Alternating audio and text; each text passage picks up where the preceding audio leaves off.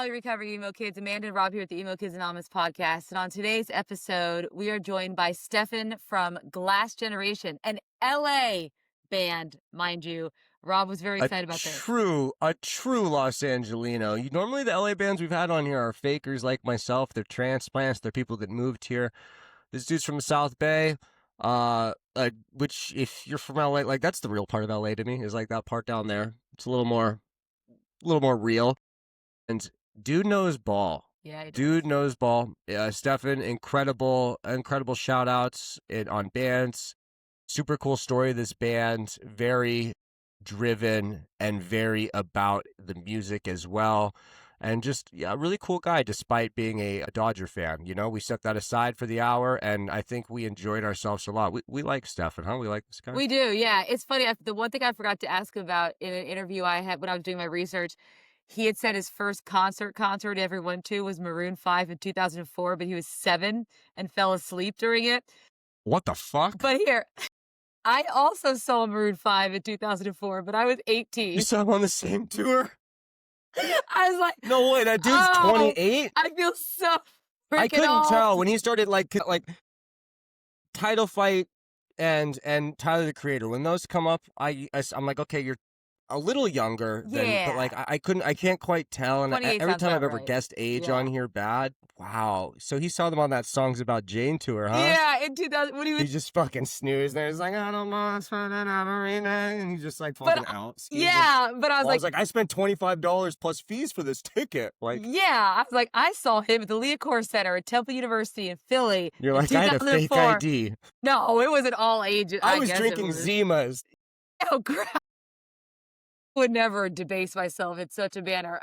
No, but I did forget to ask him about that, and that is wild. I was like, I need to know his age. All I have to do is just subtract. If he was 7 in 2004 and I was 18, because I also saw Maroon 5 in 2004. All right, I know how old he is. He's 24, yeah. Yeah. Shit. Wild. Well, before we let you hear this conversation, trust me, we will gatekeep it. I need you to do me a favor. There's a button down there. It says subscribe. I think it says subscribe. There's like a bell. Yes. I didn't actually look at what it. Okay. It does. You guys know what? Just press the button on the internet, Twitter, TikTok, Instagram. You just hit the button. You follow. You like. We'll do it back. We'll do like smiley faces. Leave a comment when you're watching this. You can say something nice. You can say something mean. I mean, like if you want. Either way, just engagement is good. Yeah. I mean, don't say anything mean to Amanda. I'll come at you. Some guy came at her Instagram thing the other day. It was gloves off. Ooh. His gloves off. The guy that was on the Pete Wentz clip, he was making funny the way you were like, you don't know where he's been. He did it like in SpongeBob letters, like a lowercase. And I was like, oh, this bitch right here. I was like, fuck you. I didn't see that one. Yeah, if you're listening to this right now, it would pull your name up and tell you to go fuck yourself. Yeah. Don't mess with Amanda. Yeah. Not, especially not when it comes to Fall Out Boy. Fuck you. Yeah, don't mess with. Yeah, that's the way I told him. I was like, you're mad that the girl's defending her favorite thing. Like, you don't know this motherfucker. Like, trust me. Oh like, God. She will get. Yeah, this is really subdued for her. Actually, like, it is quite subdued. Yeah, I would agree with that. Anyways, somehow this whole we're getting the Fall Out Boy talk out of the way right now because this was an interview where I don't think it came up. No, once, it did not. But there was a ton of other stuff cool that was talked about. Tons of information. Just a great band here. I think you guys are going to really like Glass Generation. So without further ado, here's our conversation with Stefan of Glass Generation. A chicken generation.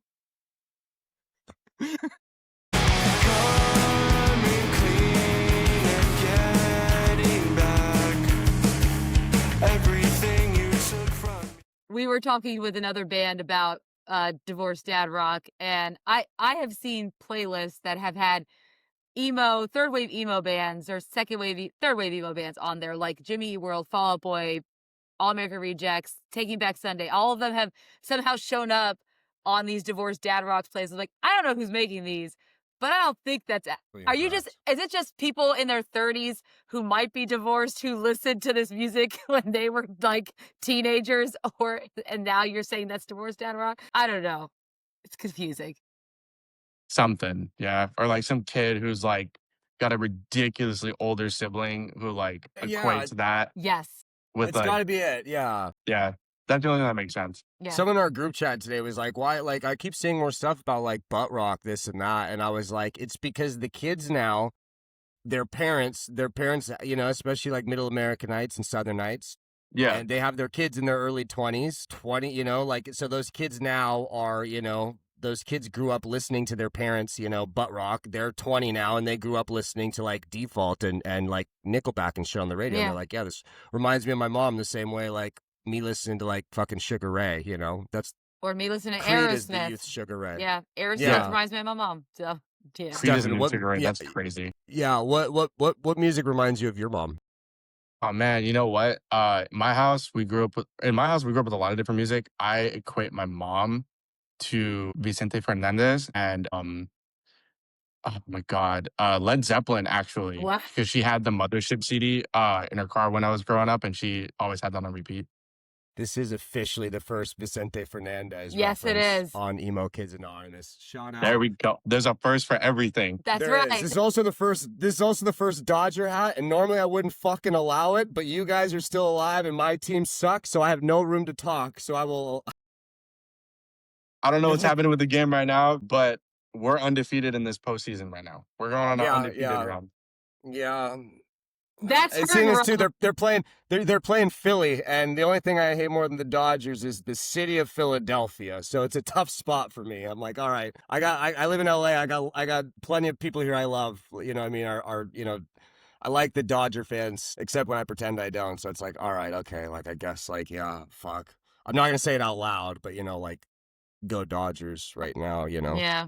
For the next week. That's how I'm about any football team that's not the Patriots. If you're playing the Patriots, I automatically am going to root for you, not the Patriots. Or the Cowboys. I respect that. Yeah. I Mhm. respect that. Yeah. Welcome to Emo Kids Anonymous, where we talk about divorced dad rock and regional sports teams. Yes. How about that UCLA game the other day? Yes. Well, it's Steven or Stefan? It's Stefan, actually. Stefan. yeah. Okay, Stefan. Sorry, okay. we were in the middle Stefan. of arguing before you came in. We here, so, were, yeah, you yes. must have missed it, man. Yeah, we were arguing. No, you're good. Yes. Well, Stefan, it's nice to have you on. Glass Generation. I've seen people classify you as experimental LA pop punkers, blending Northern and Southern California pop punk. So, is that how you classify yourself? No, but I think that's pretty accurate because, like, just talking about me specifically, like, bands like Green Day and like AFI were very influential to me. But also, I live in LA, and it's just part of LA called the South Bay, and Yeah, the I live in Descendants, Woodland Black Hills, bro. Flag. Yeah, What's up? I live in Woodland Hills. Yeah, my dad grew up in the Fuck, South yeah. Bay. My dad's from El Segundo. Fuck yeah, I lived like just outside of Torrance. Shit, Torrance is where the best bands come from, bro. Like Joyce Joyce, Manor. Oscar, my Mhm. favorite fucking punk band is they're from Torrance. Like the South Bay is the music hub of LA to me, like for our world. Yeah, it's the shit. And so like I grew up with bands like obviously like Joyce Manor, The Descendants. Oh, yeah. And then I was super into Blink-182. Like, well, I started in high school and it's obviously like through now, but yeah, I feel like the amalgamation of like the music that those bands made like did kind of influence where I mean, I don't know, like where Glass Generation kind of started. I feel like it sounds a lot different than what like any of those bands that like I just Yeah. named sound like. Yeah, I was gonna say, so the song No More Joyce Manor, shout out Joyce Manor, from your Never out Joyce Better Manor. EP in 2023.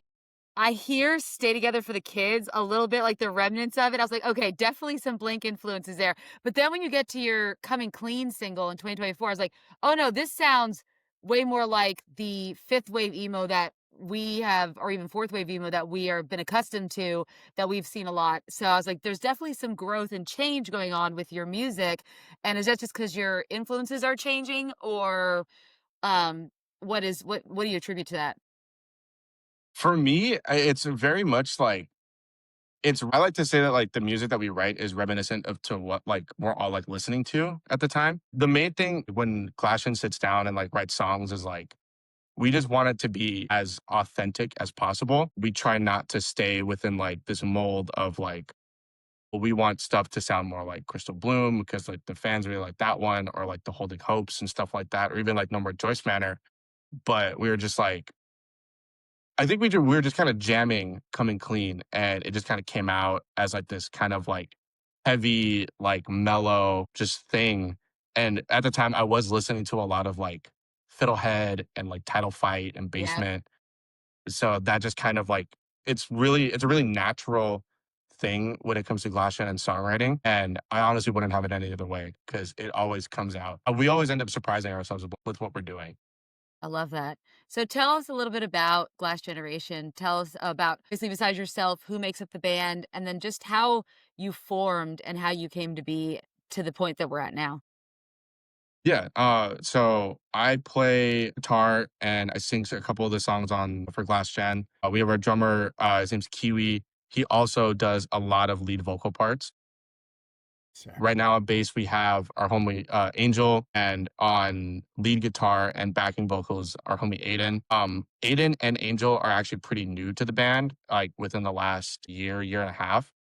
Because Glassgen actually started in 2019, like kind of right before the pandemic happened. But we really started picking up again in like and playing shows consistently in like 2021. Okay.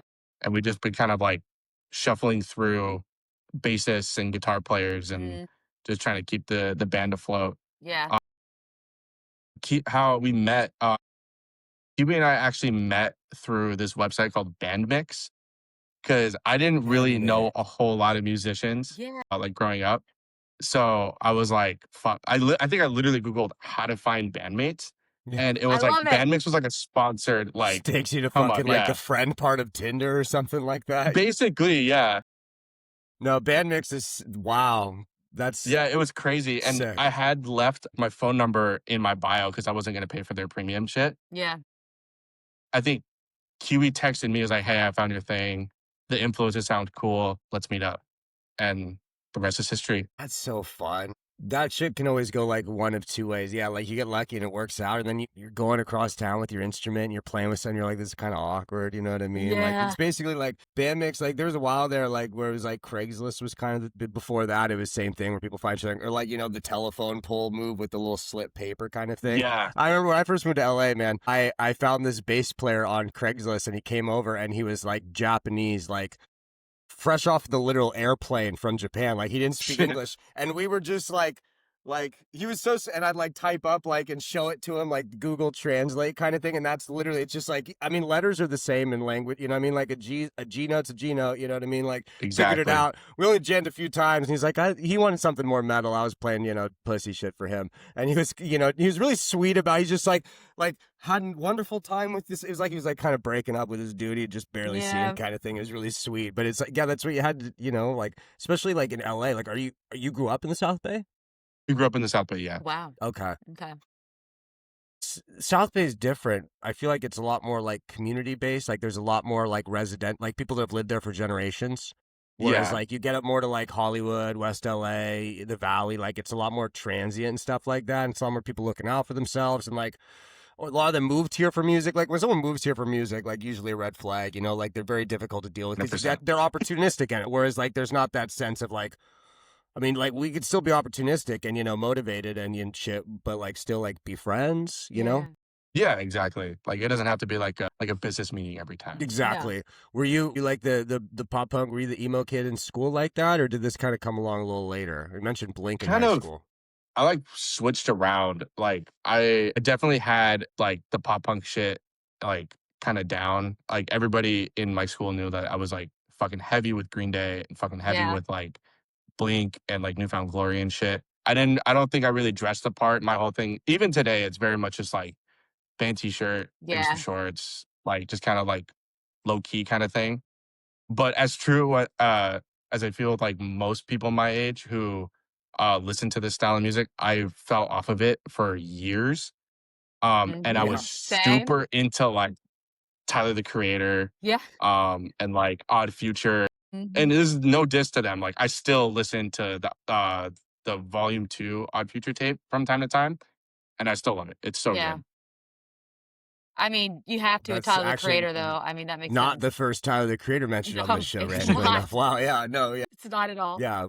Wow. Okay. That makes sense. That adds up. When your guys are like booking shows in the area, where are you mainly playing just in that area? Are you branching out around the region more? Are you trying to book tours? Like how do you find playing shows like this side of the pandemic? It was super tough up until I feel like the last 2 years because then it was just like we were started from square one again. We played one show before like the world shut down, and it was a pay to play show at Chain Reaction, but it was Sick. also the same day that Kobe Shout out. Bryant died. Good shit. Yeah, Oh, Sunday, January 20th, 25th, 24th, I think. 24th. is Yeah, yeah.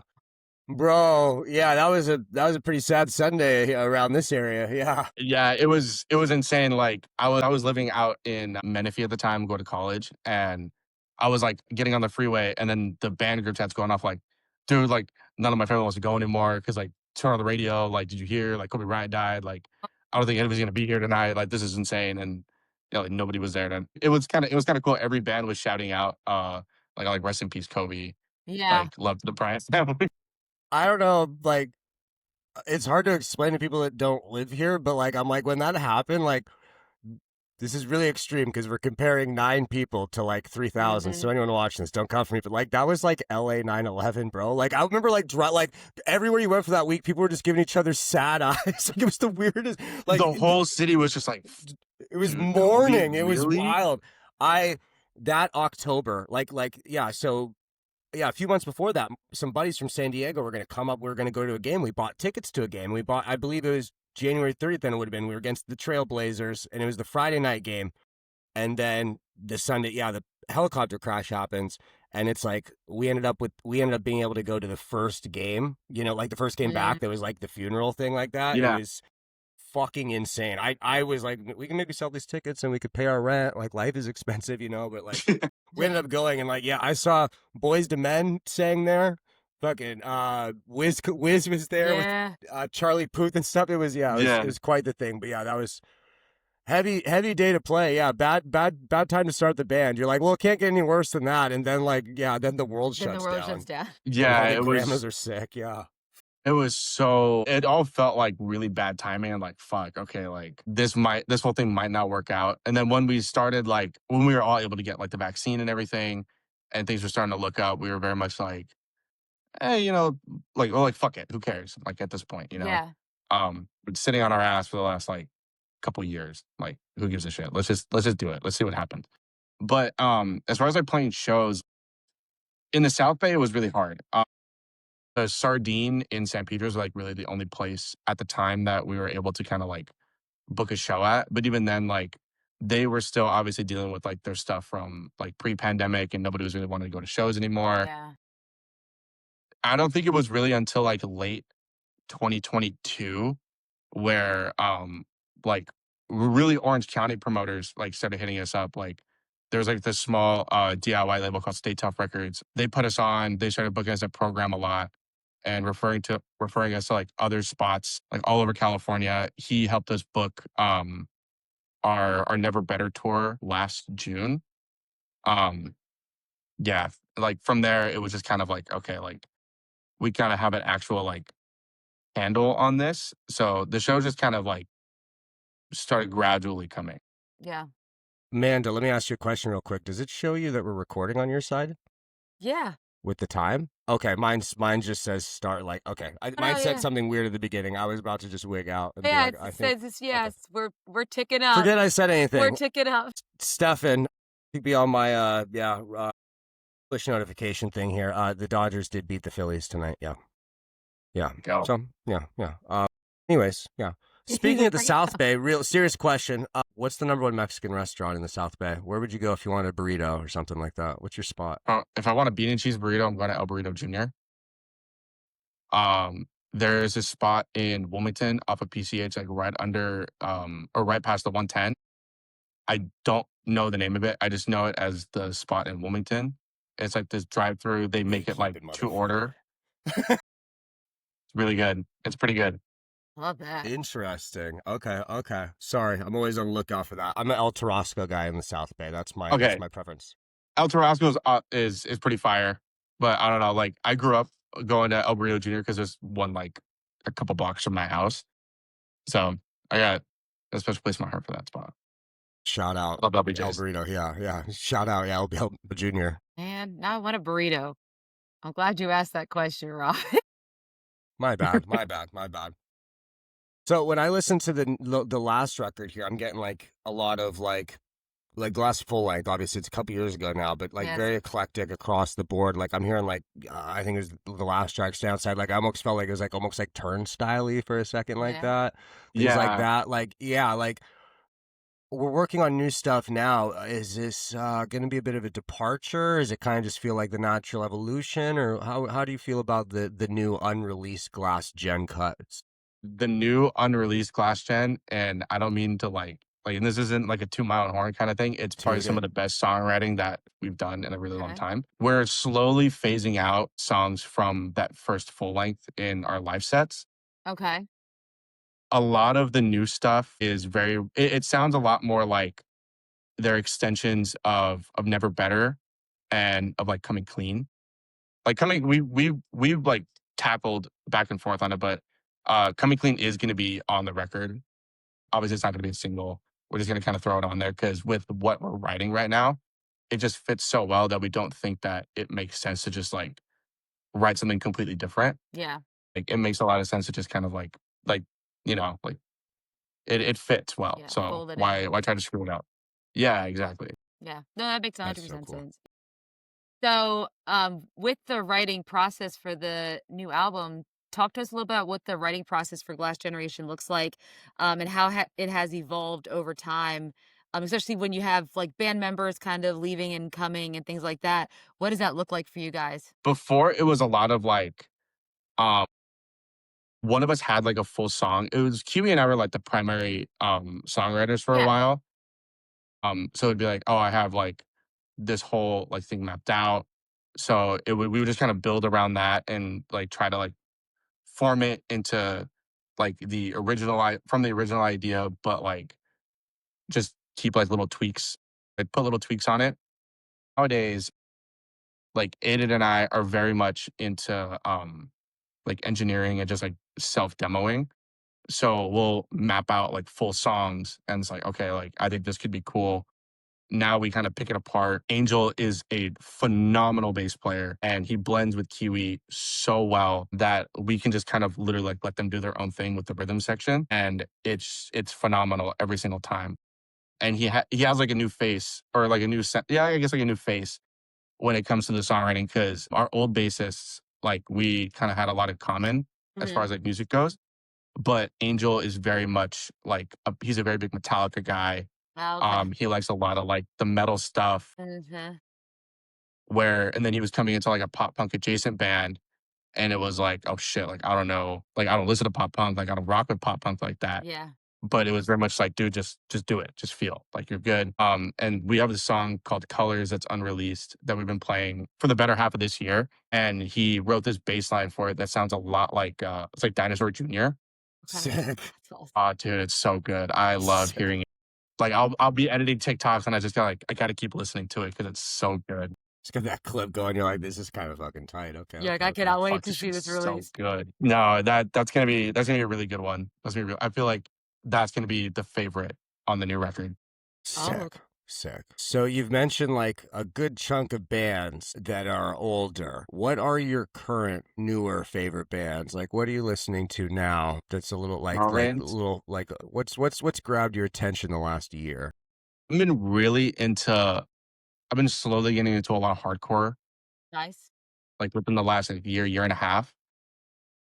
I'm very much in love with this band called Face the Pain. They're like a straight edge hardcore band. They're like a super group. I'm still trying to figure out who's who and what band they're from. But no, they're self-titled 7 inch. I picked up at Amoeba. It was super good. And I just instantly fell in love with the band. Um Man, who else is kind of on my radar? I mean, like, they're kind of Fiddlehead is kind of new to me, even though like a lot of their records they were like in the past like 5 or 6 years. Shit, who else? What's been rocking with? I'm trying to think of like more like namesake because I listen to a lot of like stuff from like our local scene is what Nice. like I rock with. Like Who are the best bands in LA right now then? Yeah, that's a good Who are question. the or at best least bands your in LA local right scene? Yeah. now. So a lot of these guys aren't like LA proper. They're spread out around like SoCal. So I gotta shout out our boys in Two Story House and in Stalemate. Okay. Straight killer fucking pop punk bands. Stalemate has the more of the early neck deep story so far vibe. Nice. Two Story House sounds a lot like Blink, Newfound Glory, like Rufio, those types of bands. They're super sick. We did like a little back-to-back weekender thing with Two Story House a couple weeks ago, and it was like the funnest weekend of my life. Really? It was so good. Yeah, I loved it. What made it fun? What made it fun for y'all? They're the funniest fucking dudes on the planet. It's like there's Okay. never a dull moment. It's never like awkward silence. Like we've known each other and of each other for the better half of like I want to say like going on like a year and a half now. And it was just like instant like we have like the same humor. We like all the same bands. They're just fun to be around. They're just really fun to be around. That's sick. And that's something that we've talked with other bands from different regions like the Midwest or the East Coast, and they tend to find this like community within their own area that they can all just like rely on each other. And how is that in LA? Because I know LA can be a little bit different than, let's say, Wisconsin or something like that. So how do you feel the community is in your scene there in LA? For our scene specifically, like the pop punk scene, I guess. It's very like everybody's cool with everybody. I won't be the first to say it, I won't be the last to say it, but LA's like music scene in general can be very cliquey, which people I feel like come to expect because it is LA. But the scene that like Glashan is involved in, everybody is the most like down to earth dude. They're the greatest. Like we'll just all like go hang out just randomly. Like we're always like supporting each other at like other shows and stuff. Like we don't have to be playing in order to go see them. Like I have like been dipping my toes in like doing like local like promoting and like booking shows and shit out in LA, and I'm always down to put my friends on. I'm always down to put new bands on and introduce them to people where they can like keep playing shows together and all this other That's stuff. so sick because like yeah, I moved here from San Diego in 2012 and it was Mhm. very I want to say almost impossible to like find a scene really and now that I'm like removed I realize it's like a lot of it is down where you're at southeast of there just like in general like southern LA like where it's a lot more like we're saying like residential areas and like people that have lived there for a while. Maybe even more north of me, like you go to like, like Thousand Oaks, something like you might even find shit there where it's more suburban. But like, yeah, if you're like in LA, like, what people think of as like LA areas, like it is very, not even clicky, I want to say. It's very dog eat dog in a sense. You know what I mean? Like Yeah, you mentioned pay to play. Like we talked about it. We had Josh from Army Amphibians on here. We're talking about Soma in San Diego, which is the big venue. And it's like he's like, I never played Soma. And I'm like, why would you fucking play that? You can go play other venues. You don't need to play some place that's gonna make you sell out X amount of tickets, which Yeah. a lot of the times, I mean, with regards to his band, they would draw those heads anyways. Why are you gonna make him play car salesman as well, And like in LA, especially like I lived in Hollywood forever and there and even here in the Valley, like everything is pay to play or this or that, or it feels very non-community based. I've never once really even like 90 it's happened sometimes, but 99% of the times you're playing a show out, like in these areas, like the other bands, nobody's really watching each other. Everyone's yeah, there for themselves. Like it's kind of bullshit because to me, like the fun part of all this is like having like you said, it's like hanging out with your buddies. Like that's the best. That's Yeah. what's fun about it. Like I don't want to take this so seriously, but like you see it. I was in Hollywood for like a label showcase a few months ago, and I was just like, this is the fakest shit I've ever seen in my life. You know what I mean? Just like no one's really yeah, having fun. I was like, everyone there that's having fun. I was like, I know you guys were paid to be here because I was paid to be here. So we're all here. But like, I know you're not having as much fun as you look like you're having. Like, I I can spot like yeah, like I can spot that. It's very tough. So like yeah, like when you mentioned like Torrance, like those are the areas I think of around here where it's like that's where you have like good bands and good scenes and oh yeah, even stretch over to like Pomona, you know what I mean? You can go like same thing where it's just like quality people that maybe more grew up together and trust each other more, as opposed to like hired gun shit. I'm sure you've seen it like probably on Bandmix as well. You're looking for bandmates in LA. It's a lot of guys are like, I went to Musicians Institute, $250 every show. You need to pay me and like send over your thing. I'll learn it like this, and it's like yeah. It's like, dude, I'm not looking for a hired gun. I'm looking for somebody that like I'm cool with, like spending a Yes. week on the road with. right, yeah, Exactly. like Yeah, trying to build memories here. I'm trying to have friends, like. like anybody can be a hired gun, but like you can't just like jump into a band and like be No. cool with everybody, you know? No, Oh, yeah. no. Yeah. There's a It's a lot of lot. It's a lot dynamics. tougher to find that. Yeah. Yeah, and I'm lucky to have found that with well, really with like every iteration of Class Gen, like we've all been really close. It's just, things have happened, Yeah. life is still like happening. So it's like, okay, hey, I gotta leave, I can't do this anymore. But like it's really fun to be like, okay, yeah, like I'm gonna go out on a van with like when Angel joined the band, he maybe he knew Kiwi for a little while because Kiwi's in another band from out here called Vaughn's Island, and Angel was like a founding bassist for that band. But when we needed a bassist, Angel stepped in. He learned our set in like 3 days. Sick. I think like we had just finished writing Coming Clean too, and he'd like learned the bass line just off of like our shitty like little iPhone demos and like mapping it out from like us playing it live in practice. And it was a trip because we met him in like March of last year. And it was like March or April, I think. But then like by June, he was like touring the whole West Coast with us. And I was like, oh, hey, like, what do you like to do for fun when you're not doing music? It was really funny, but it was a lot of fun. And we always are like super excited to like get the opportunity to tour again. Not just for playing like in like new places, but it's just like we all get to hang out. We all have to like Yeah. live with each other Yeah. for a week. Did y'all play any Right. icebreaker games? Like fun little like let's break the ice. Let's all get to know each other. No, well, I don't smoke or drink anymore, but it was just like, okay, we just like go outside and like smoke a joint Oh, and okay. just like hang out. That's Yeah, my that's how favorite we got to know icebreaker. each Yeah, other. it Chill. works. Works. It works so well. Do you find there's a bit of like when you bring in someone new, like in the few times you've had to do it, do you feel like there's a bit of like a dynamic change strongly with each new member where it kind of starts to feel like a new band? Like what do they call Amanda used the word one time, like the ship of Theseus, is that what it's called? The ship the Theseuses? Theseus, the ship of Theseus. Theseus. When all the parts start, is it even the same ship anymore? When all the parts are changed out, is this still the same ship? Yeah, that's what the ship of Theseus. I mean, like, I guess, yeah, but also no. Having to switch out band members wasn't really like the worst thing in the world because the people that like were down to come and like join like an already kind of like moving project were just kind of down to like I like the music, I like the demos, I'm down to do it. Like you guys seem cool.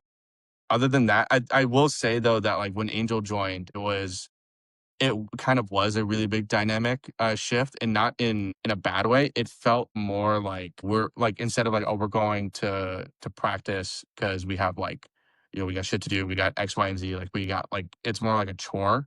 It was more like, okay, yeah, like everything's like bring someone up to loose. speed. Yeah. Well, not even that, because like Angel was like already like ready to go from the jump. But it was more like we were just going to like hang out with like a new friend, and we were just like going like to jam. But like we were able to like break down any like awkwardness very quickly with like having somebody new join and like a new like mindset. Because Angel was very much like I like he's very passionate about playing and like touring and doing this like as much as he can. So from the jump, he was very much like, look, man, like everything's for the good of this band. That this is what I want to focus on. I want to fucking see the limits that we can get this to, and then keep trying to push ourselves to more limits. And just having somebody come in with that kind of mindset off the jump it was shocking, but it was also very refreshing. Yeah, 100%. He wants to go sky high. He's like, I want to go He wants to go sky sky high. high and then some. Yeah. If we had the opportunity, he'd probably be like, dude, let's see if we can be the first band to play on the fucking moon. Sick. Yeah. How's Uh, yeah, honestly, he's got the Pete. possibility's He still has fucking there. he Yeah. has Pete Wentz aspirations. Be the first band to play Antarctica. Didn't happen, Right? Yeah. but they sure tried. Yeah, they tried. They got close. They got close. That's especially with a new member too. It doesn't feel like you have to like they're doing you a favor almost. You know Yeah. what I mean? Like Yeah. you know what I mean? Like can you do this one? Does this work? You know what I mean? It's kind of like they're really fucking doing you a solid kind of thing, as opposed to when they're like, Yeah. I want. If anything, it starts to be like you're like, oh shit, like we got to shape up. Like yeah, like let's get our shit together. Let's be serious because this guy's fucking down. Yeah, I think the first night that Angel came to rehearse with us and learn the songs, it was very much out of that like yeah, I was like, is this cool? Or like if it's easier for you, like you can play it like a different way. And I remember as vividly, I think he took a hit of his pen and he was like, bro, I got this. Just relax. I was like, okay, fuck. Right. Fucking Pen Griffey Jr. listed as a co-writer on that one. No, legit, it was so funny. But I was like, all right, dude knows what he's doing. I'm gonna shut the fuck up and I'm gonna just listen. I'm gonna Are trust you him. are you a fan of the Blink-182 album Neighborhoods by chance? Love it. Okay, so yeah, like Love on it. Neighborhoods, this fresh off the hiatus, and by the sounds, like when I listen to it, like I like it, but it feels disjointed because you can hear. To me, I can hear like, when you're in a band, you need to be like, there's this comfortability, and like you want to cater to them. I feel like with Neighborhoods, there's a lot of like, okay, that's a Tom part. Tom, you do that. I'll do this. Like they're kind of like they're doing a lot of compromising, and no one's being like, yo, that shit sucks, Like it's great, but like Yeah. if there's an idea, I felt like they weren't comfortable enough to do that again. With Angel, was that a thing at all where it's kind of like, if you want to make that your part, that's good, or like are you guys pretty comfortable in the point you can be like, no, that's whack, do this instead?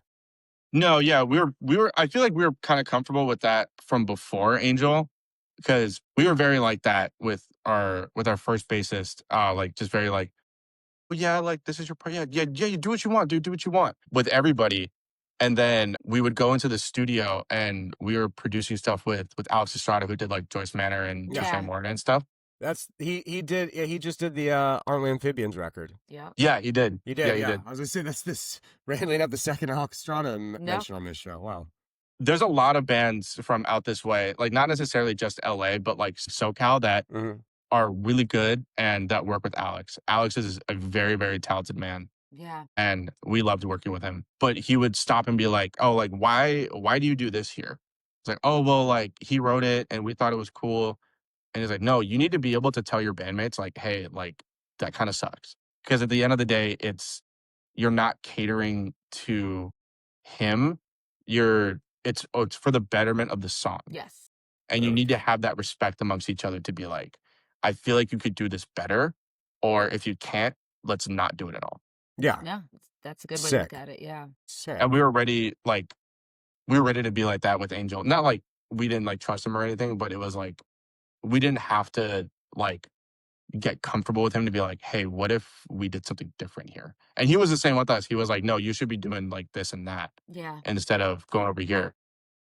Very cool. Very cool. That's so sick. That's what needs to happen, because otherwise it turns into like compromise. It's like, like if there's 15 chefs adding into a dish, you know what I mean? And no one's telling the Yeah. other person like that ingredient's fucked. Eventually you're just making like a pile of shit. You know what I mean? Like Exactly. Yeah. And that's the last thing that we would ever want. And we have like multiple conversations about like if we're venturing too far into like what we think we should be sounding like, I guess. Like if we're Yeah. trying to sound too much like an influence, we'll just be like, hey, like, calm down. Yeah. We don't need to do all that. Like, it was cool. Let's rework it.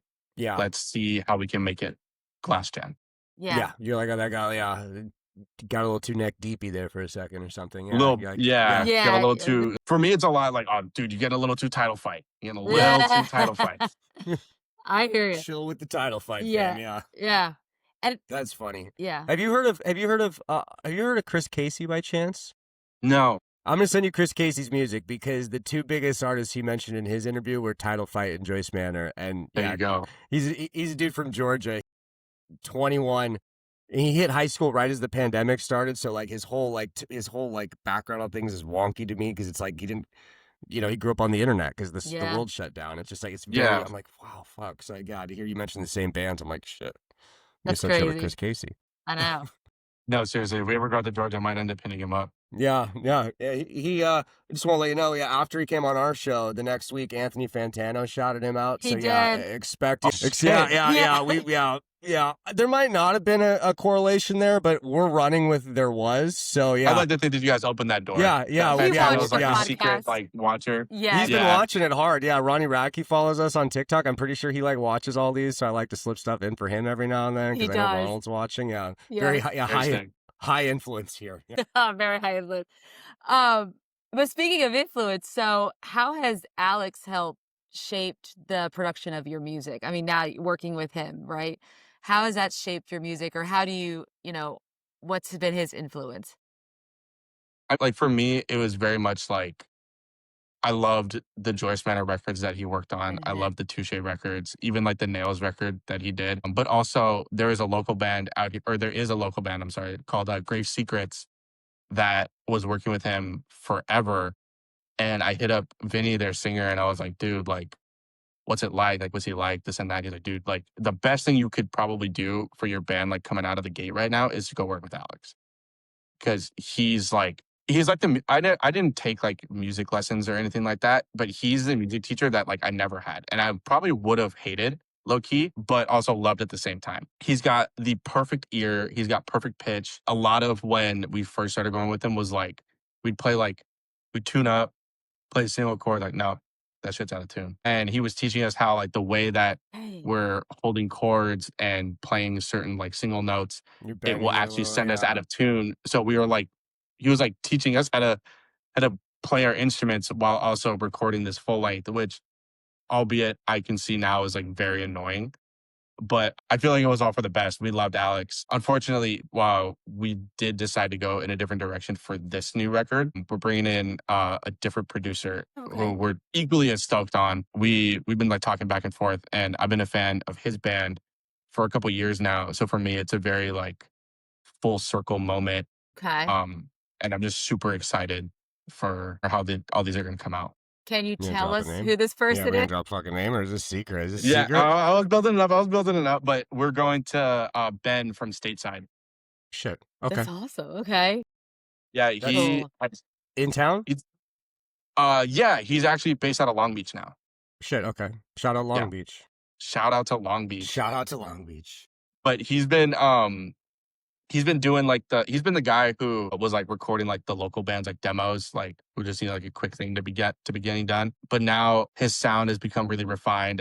I compare it a lot to like Will Yips mixing in like production style. He's got a really good ear when it comes to like emo and like pop punk bands and like like pretty much everything. Like I'll listen to him just kind of like yap about like bands and stuff, which is super cool. Like he's a very knowledgeable man, but we're super excited to go in with him. He's loving the demos that we've sent him so far. And yeah, it's gonna be crazy. It's gonna be really fun. That's That's so exciting. cool. That is exciting.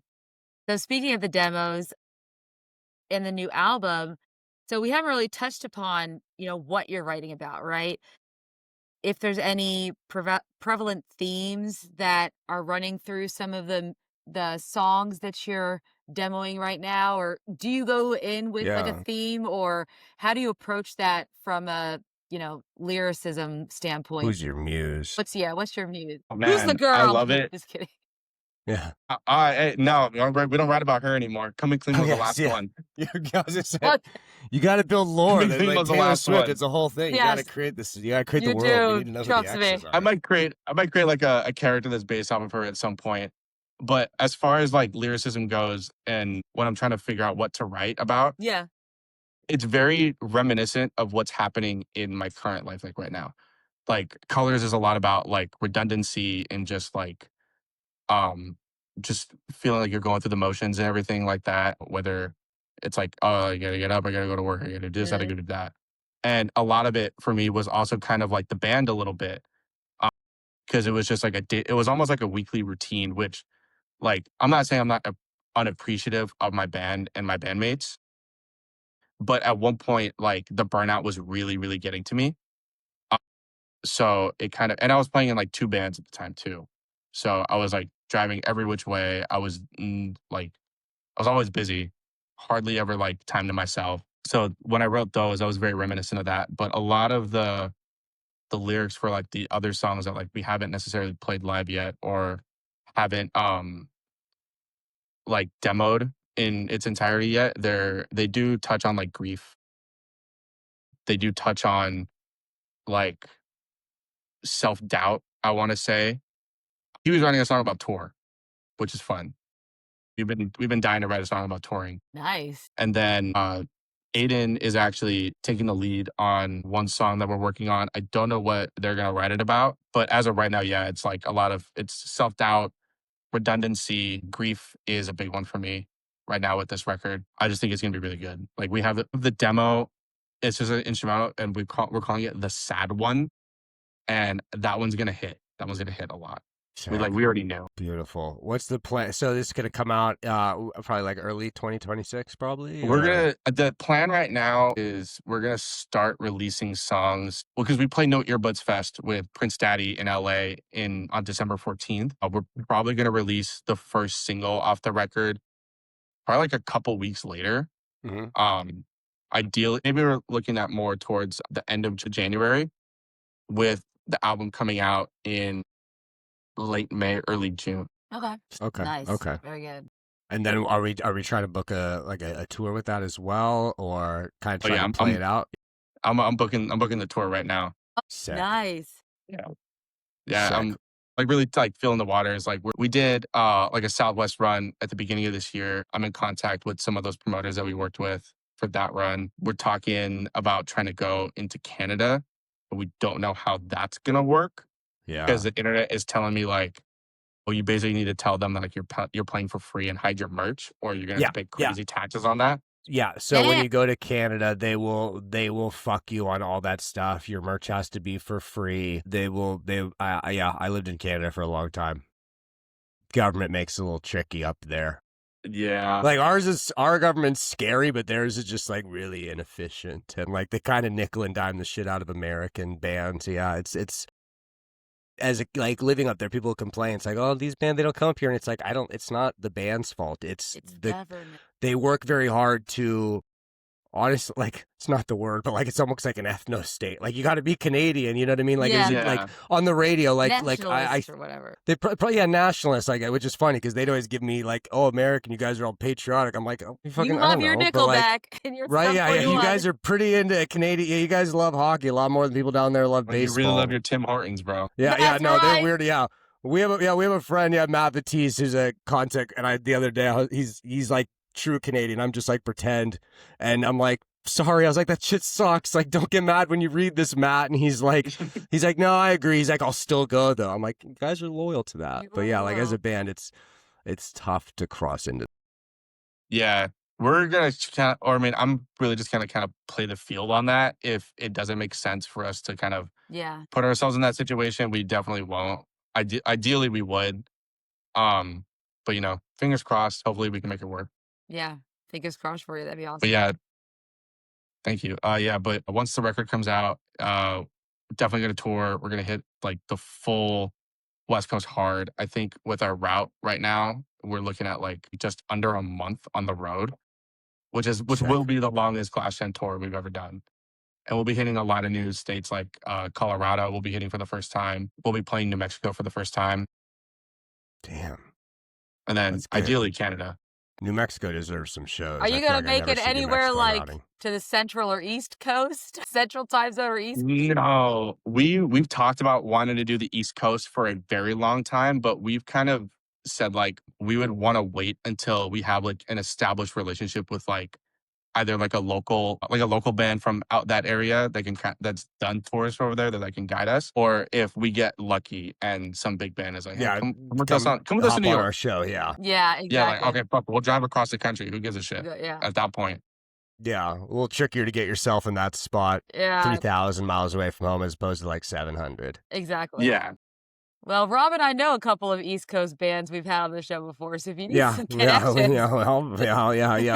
We should make our own like Emo Kids Anonymous band mix, but we will make it full on grinder style where you have to swipe and stuff like that. Like you got to match. You guys got to match, and then you can match. You got to call DM them like, oh my god, like what are the DIY venues in your scene? Yes. You guys are so cool. You guys are so sick. Yeah. Right? No, it would be useful though. Like in all seriousness, because that is like information that like, and a lot of bands aren't gatekeeping, you know what I mean? No. Especially like in our general world, like everyone wants to help each other out. Like there's no competition really. And it's like, it's just a matter of connecting with them and finding the time and, making sure everyone's cool and like, but this is nice though, because usually when we have bands on, they don't go anywhere near LA and it's always bullshit. So you guys are the one band that I know I'll be able to actually see. You will play LA.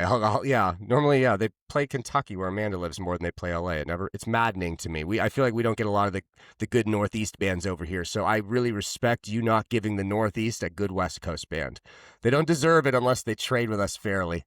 They don't deserve it yet. Yeah. They don't deserve it yet. You ain't ready for that glass generation. Hey, the fans can't take that whole Coast by storm. Right? Yeah, yeah. I love it. Yeah, you better be ready. Exactly. Serious question before one more question here I really need to know the answer to. You're the first person we've had on this show that is true Los Angelinos. Normally we have people like me where we're transplants, they actually grew up in like Chicago or some shit. As a true LA native, can you give me the Mount Rushmore, your Mount Rushmore of LA bands? Oh, that's a good one. I gotta give love to my neck of the woods, so I gotta say the Descendants would be up There we there. go. I have to say the Descendants. Damn, LA bands. You know what? I'll throw Joyce Manor on there just because they're up there for me. I have to. I think the last 15 years, they are maybe one of the stronger, like not just Yeah. like perception commercially, but also like critically. You know what I mean? Yeah. Like pretty fucking respected across the board. So, okay. Descendants, Joyce Manor. I'll say Bad Religion. I'll say Great Bad fucking Religion. pick. It's Great awesome. pick. I will The say pride Bad of Woodland Religion, yeah. Hills, the greatest Bad American punk Religion. rock band of all time. Yep. Bad Have Religion. to. Like objectively speaking, the greatest Beautiful. punk rock band of all time. Beautiful. So good. Like there's this newer band called Cosmic Joke from out here. LA. And they sound a lot like early Bad Religion. The moment I heard like their debut EP, I was like, oh, this fucks. Yeah. Sick. Yeah. I love Yeah. I'm it. fucking with this. Okay, there we go. Bad Religion, Joyce Manor, Descendants. Solid list so far. Okay. You know what? I gotta throw the last one on and I gotta shout out my area again. They're not they're climbing. They're getting very big, and I feel like they're gonna be like a staple band at some point. But Modern Color. Modern Color. Okay. Interesting. All right. Modern Color.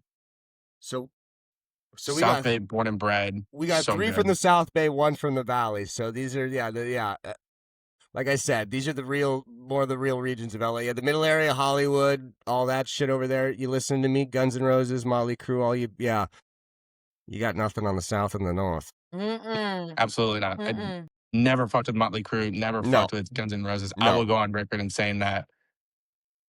Fuck those that bands. He-Man woman Fuck. hating shit. Yeah. The Dirt was entertaining. I'll Yeah, give them. I like the Dirt film. Machine Gun Kelly, very charming as Very charming. as Tommy Lee. Entertaining Yeah. film. Don't think I need to listen to any Motley Crue though. I'm good. It was like the most amount of Motley Crue part I ever listened to in my life. Yeah, And yeah. it's like just their clips of their songs. Yeah. Yeah. Same brother. My gosh. Rarely say Motley Crue, but yes. Awesome. Very awesome. All right. Well, before we wrap up, Stefan, so we have new music coming early 2026. Anything else going on in the interim? Any shows that we might be expecting to see from you in this like last half of 2025, or anything else we need to be aware of that's going on for Glass Gen? We have one final show for the year. December It is 14th. December 14th at the Echo and Echoplex in LA. Sick. It's for No Earbuds Fest. No Earbuds they're the greatest. We're not signed up, so I'm not like biased or anything, but they're like a SoCal PR firm. They worked with Are We Amphibians. They're down as fuck for DIY, which Sick. I fucking love. We're playing that, John, with fucking Prince Daddy and the Hyena, with Jer, with Young Atita, with this newer band called the ska guy? Yeah, Scott Network, dude. No way. Sick. Yeah, they're coming out. Yes. They're gonna be on it. It's fantastic. There's more coming. I've seen I this. don't know Wait, I've who seen else this is on it. flyer. I've seen this. I think I've seen this flyer. Seen I've it on definitely. their IG. Yeah, I've seen the Hyenas share this shit. I swear to Yes. God. Okay. I think it's gonna be Prince Daddy's like first LA headliner in like 2 or 3 years, I want to say, is what they were telling us. So that's gonna pop up. That's already selling pretty fast. But yeah, that's it for 2025 for us. Very cool. We're ending it on a big one. Yeah, that's Very for cool. sure. December 14th at the Echo. At the Echo. Echoplex. Well, they have both the stages. Sick. I don't know if we're gonna be Echo or Echoplex. We're just gonna be happy to be there. It's gonna be so fun. I might be able to swing that bitch. I might go watch. I might come. You I should might come come. tag along. I might You come tag should. along. You Yeah, it's should. not too Right, far right, from you should me. pull. Yeah, we're gonna. Yeah, no, we'll pull up. We'll pull up. Yeah, that's sick. That's cool. That's a cool fucking show to be on too. The Yeah. Echo's tight. The Echo is so fun. It's gonna be our first time playing the Echo too, so it's Sick. super sick. My like first month I lived in LA, I had a buddy come up and visit, my buddy Tyler, and we went to the Echo. I can't remember even who was playing or what we were going to, but it was my first time in Echo Park, and it was bedlam. Like there was a couple power lines down, there was like a weird storm. Earl's sweatshirt walks by us, and I'm like, and he was like, "Let it, give a lighter, bro. Want to smoke this blunt with us?" And he gave us his light. And then like we walk a little further, and like Tyler is there, and like they're just like joking around and shit like that. And then we go up to the venue, and as we get to the like close to the venue, security takes this guy, and there's like 8 of them, like fucking just like it was like assault. And I'm just like, brother, I don't know if I should be coming back here. Like this place seems fucking crazy.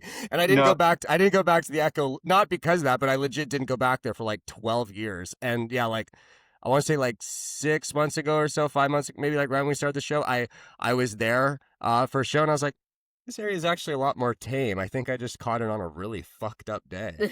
Yeah, yeah, it's pretty tame now. Like, what is it? I went there, or my sister and I went to the Echoplex, I want to say it was. We saw Anxious, Ultra Q, and Stateside Sick. back in March. Oh, dude, it was so fun. And we had to, I don't know, I felt perfectly safe. And we parked our Yeah, car. no, I at, think like, it was bond, just like, I think 3 I just blocks got away. a really bad day. Yeah. Yeah. Yeah, I'm going to the Echo in next month. We have tickets Saturdays at your Okay, place, great. Carly Cosgrove, and Ooh. Riley is there, and I'm like, oh shit, like that's I Mm. very rarely, yeah, I bought tickets to that show, like I legitimately, like, I own them. Well, no, I didn't buy those ones. Those ones were sent to me. Never mind, I lied. I was gonna be like, I'm so excited, I bought the tickets, but I Yeah. lied. But no, it's cool, and the same thing. It's like that's cool to get to play there, because to me, like that feels like a venue where, as a local band, it's very you can't just really book that place unless you No. do like pay to play shit. So like to get in there is like you're doing something right. Yep. Yeah. So I, like, 100%. we congrats. like to think so. We like to think we're Yeah. doing something. No, you are. Yeah, you Yeah, are for no, sure. yeah, right away. Like when I saw you, I was like, we don't have bands like this in LA. I was like, what the fuck? I was like, these guys sound like they're from Indianapolis or some shit. Yeah. You know what I mean? Like it sounds like one of the Wisconsin bands we talked to. And I'm like, LA. I was like, okay. We're 1 in a million in LA. Thank Love you. it. Thank you for doing what you do. And December 14th, I'm gonna go. Yeah, That you sounds will. It's gonna be crazy. It's gonna be so crazy. We're so excited to play a show. Because obviously, like they're like big enough shows like we probably shouldn't play within like certain radiuses and Yeah. shit like that. And we have it. This is gonna be like that'll be our first show in like I want to say like 2 or 3 months. So all like the excitement is just gonna come out. And I building think up it's to part. one. Can really plan something out like a good show. Yeah. Success. Cool. Yeah, we got something in the works I for love that it. show. We got something in the works. Sick. Awesome. All right. That was gonna be really fun. Well, that's awesome, Stephen. Well, thank you so much for joining us. For anyone who wants to find out more information about GlassGen, where can they find you on the socials? Find us on Instagram, TikTok. We're on Facebook, Threads. I think our Twitter is still active. I don't have X or Twitter, whatever the fuck it's called, but you can We still dead follow name us. Twitter around here. Yeah. Yeah. I say TikTok. TikTok, we're on. Yep. Spotify, Apple Music, anywhere you listen. Hell Check us yeah. out. Hell yeah. Sick. Thank you. That's awesome. Thank you for joining us today. Yeah. Thank Super you so much cool. for having me, guys. Yeah. Thank you for Thank you for maybe one of the better Mount Rushmores I've heard on here. Yeah. Damn, like right away, I was like, okay, like, yeah, if we're being like like there's Descendants and Bad Religion are the right answers no matter Yes. what. Like, you know what I mean? It doesn't matter what you, even if you don't love them, it's like, I'm sorry, but those are the, Objectively. like, Bad Religion's not my favorite band, but to me, it's like, there was no fucking 3-part harmonies in punk rock that were good before Bad Religion. They kind of invented all that shit. They kind of, everything Green Day and Offspring and Blink and them do, they kind of got it from those 2 bands. Like, 100%. Yeah. you know, like no effects. Fat Mike probably tell you, like, we're just kind of ripping off Bad Religion and the Descendants as well. You know, like Yeah, all these, they're probably. all just ripping off. That's the water that goes on to form every flavor of fucking vitamin water and Kool-Aid and shit, you know? Exactly. So Yeah. great Mount Rushmore, respect. Thank you. Thank you. And I'll be thinking of you when the Dodgers win the World Series, or hopefully thinking of you when you guys fucking crash and burn in the World Series Either once way. again. Clayton Either- Kershaw's going to go out there and do another choke job one last time. Either way, I'm gonna be on your mind. Yeah. I'm gonna be on your mind. Solid work. Solid fucking work. Sick. All right, thanks, bro. Fuck yeah. Yes.